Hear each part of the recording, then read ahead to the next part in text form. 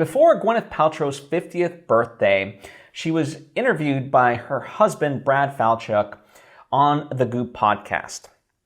And it was a really wonderful, wonderful interview in many different ways. This interview at this point is about a year and a half old, give or take. But there was something in particular that stood out to me that she talked about was this idea, like, once you approach 50, it's this obviously a very milestone age, year, whatever. And it's like, it's this sort of moment where as you're reflecting on it, early on in life, you think about and wonder of, okay, who am I going to end up with? What sort of job will I have? Where will I live? All these large questions, what will my kids be like? Anything of that nature. Well, as she said, by the time you're approaching this age, all those questions realistically have been answered, and so now you start to wonder, okay, sort of now what and where does it go from here?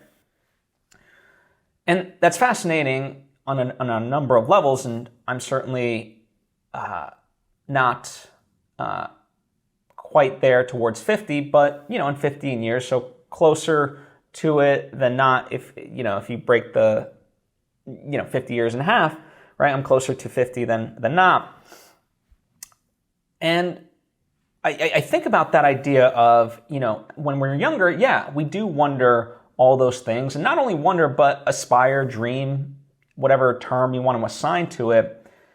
And I think when I look at our modern society and people, millennials, perhaps older, perhaps slightly younger, there's this disillusionment of, perhaps the things we wished for, perhaps the things we societally were promised, and where we're at, and there can be a disappointment, or hopefully not. I mean, obviously the rare case is, it far exceeds your expectations and so forth.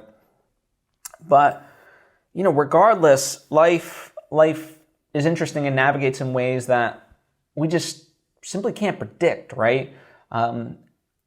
And when I consider that, regardless of where you're on the spectrum of, is that a good thing? Is that a bad thing?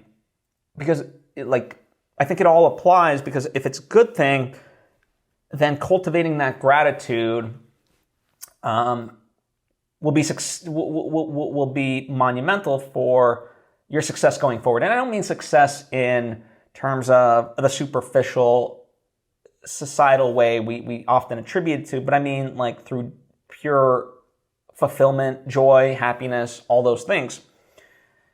And then on the flip side, if you're not in that place of gratitude, and sort of dissatisfied with the way life has taken shape, then it becomes a matter of, okay, well, what do you do about it, right? And that's why I'm a big advocate of therapy and exploring, okay, what could perhaps be keeping you from making the changes, or, allowing you to recognize that perhaps the things you do have are really worthwhile and should provide that gratitude, right?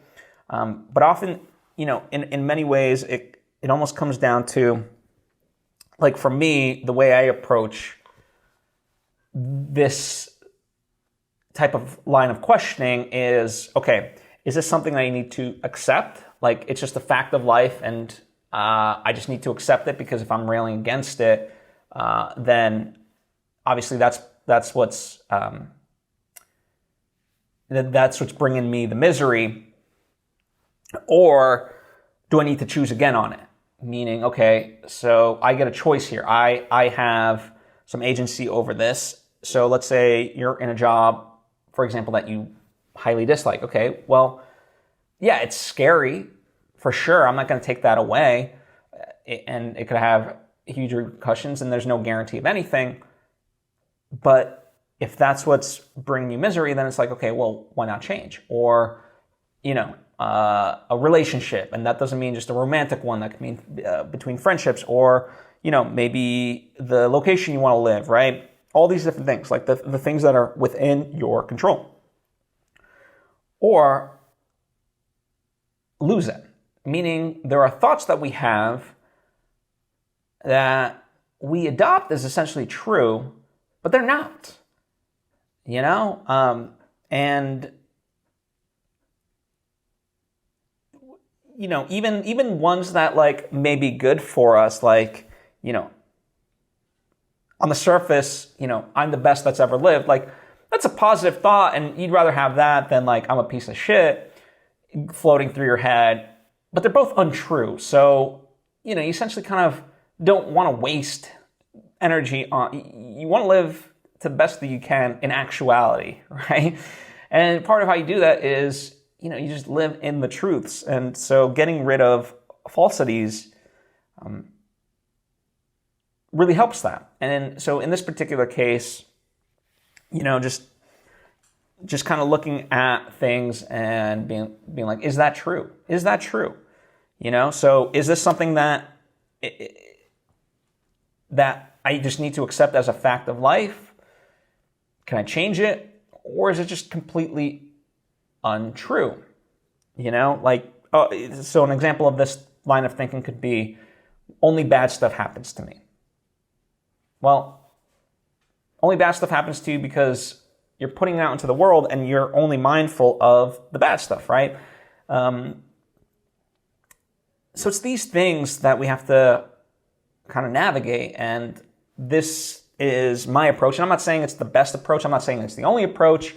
I'm a big advocate of whatever works for you, but I wanted to share this because that's how I sort of approach it whenever I have that moment, of thinking like, yeah, okay, when I was younger, I had X, Y, and Z expectations, and where are we now, and how do I deal with that, right?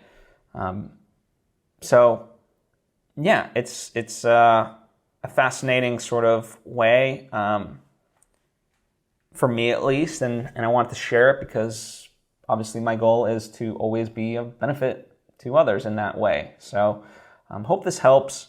And yeah, so if nothing else too, just having down and contemplating and exploring your thoughts is beneficial.